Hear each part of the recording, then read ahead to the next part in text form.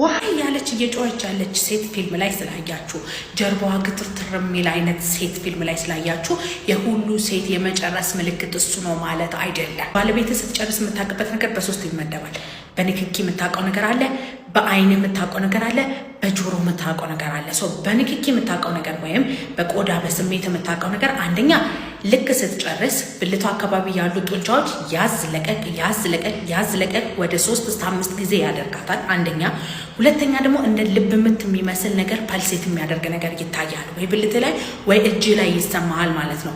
እንደዛ ሲሆን ጨርሳለች ማለት ነው። ሁለተኛ ደግሞ በአይን የምታውቀው ነገር ነው። አንደኛ ሰውነቷ ይቀላላል፣ በተለይ ጉንጯ ላይ፣ አንገቷ ላይ፣ ደረቷ ላይ የመቅላት አይነት ስሜት ይኖራታል አንደኛ።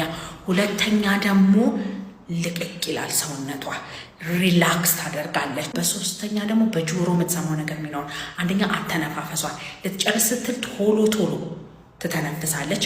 ከዛ ልክ ስትጨርስ ትንፋሿ ቀጥ ማለት ነገር ይኖራታል።